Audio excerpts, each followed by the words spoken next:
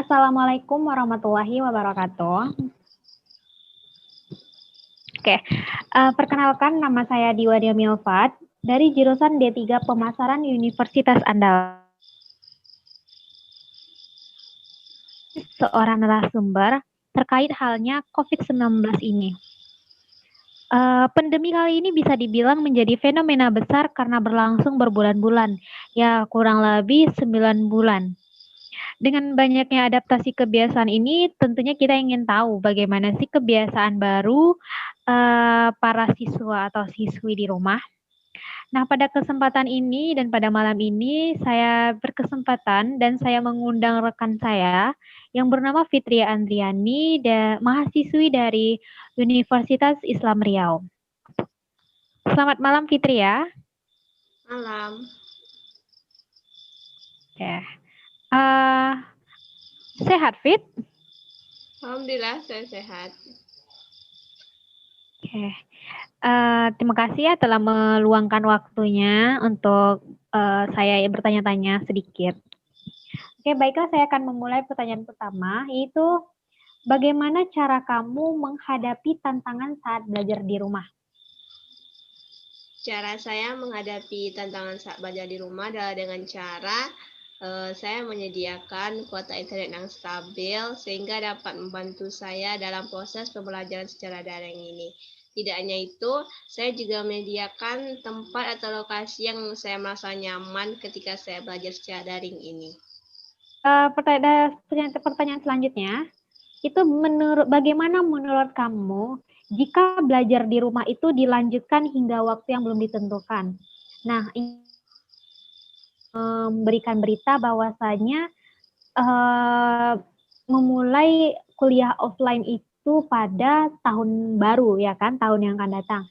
Nah, jikalau nanti ada berita bahwasanya itu di-cancel, yaitu kita tetap dalam artian kita tetap melanjutkan belajar di rumah. Nah, bagaimana menurut kamu hal demikian? Menurut saya, jika belajar di rumah diperpanjang, maka itu sangat tidak produktif karena ilmu yang didapatkan dengan ilmu yang ketika kita belajar secara tatap muka itu sangat berbeda.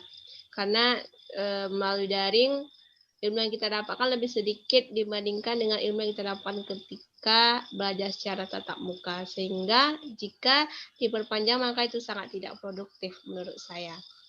Cukup bagus ya dari segi jawabannya. Oke, mungkin yang Fitria jawab barusan juga mewakili perasaan mahasiswa-mahasiswa yang ada di Indonesia ya. Atau mungkin jangan di Indonesia, mungkin yang di dunia yang yang terkena wabah COVID ini juga.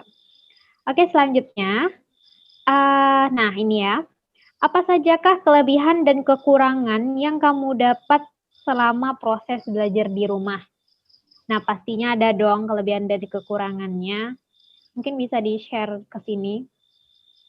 Kelebihan dan kekurangan yang saya dapatkan ketika berada di rumah itu, yang pertama kelebihannya, saya lebih mengenal teknologi modern yang canggih dalam dunia pendidikan, seperti halnya sesuatu yang belum pernah saya lakukan ketika berada di rumah, saya melakukannya dan ternyata saya bisa dalam melakukannya, seperti contoh membuat poster atau tugas mengedit video. Sedangkan kekurangannya itu sendiri, yang pertama mungkin dosen akan sulit untuk mengenali mahasiswa karena kadang ada juga mahasiswa yang tidak bisa join dikarenakan kondisi internet yang tidak stabil. Terus yang kedua juga tingkat solidaritas atau pertemanan antara mahasiswa satu dengan yang lainnya itu kurang dekat dan juga karena mereka tidak pernah berjumpa sehingga lingkung pertemanannya itu tidak terlalu dekat.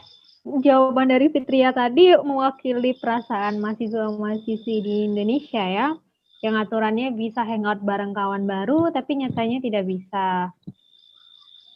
Oke, baiklah pertanyaan selanjutnya.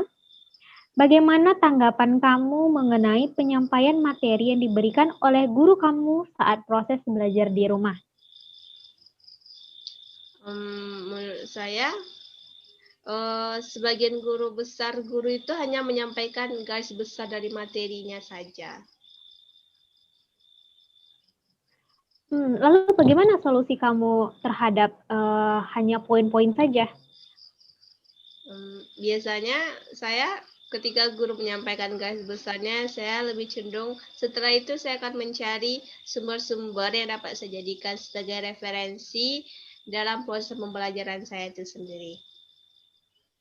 Ya mungkin itu yang saya rasain juga ya. Guru-guru pada itu ya ngasihnya poin-poin aja, suruh kita mandiri.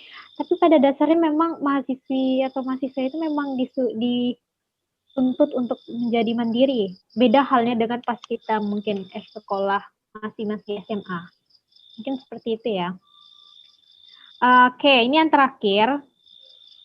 Apa sih motivasi yang bisa membuat kamu tetap semangat dan menikmati belajar online ini?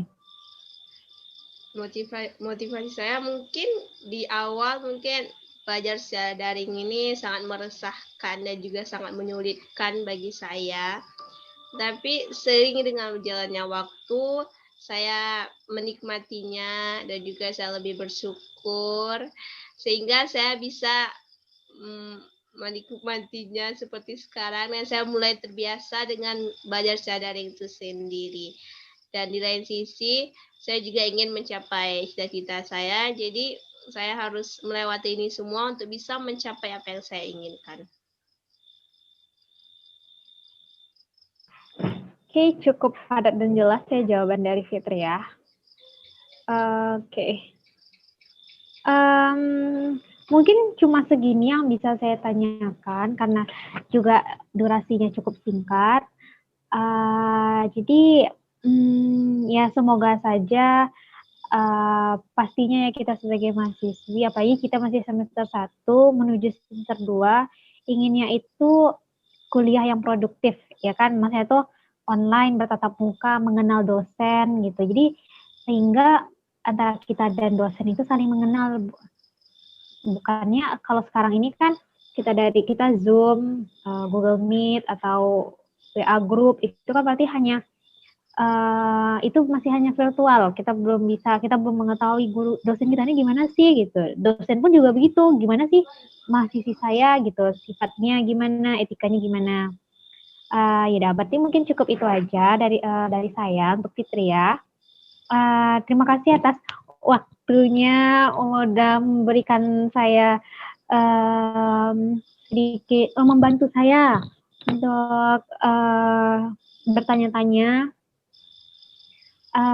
Mungkin di lain hari saya bisa mengundang Fitria lagi. Oke, guys, saya mohon maaf apabila saya ada kesalahan dari perkataan atau perbuatan saya. Saya mohon maaf dan juga untuk Fitria selamat istirahat. Oke, mungkin kita nggak bisa ya high five ya secara virtual, tapi jadi kita senyum aja mungkin. Oke, ya udah. Terima kasih Fitria. Assalamualaikum warahmatullahi wabarakatuh. Waalaikumsalam warahmatullahi wabarakatuh.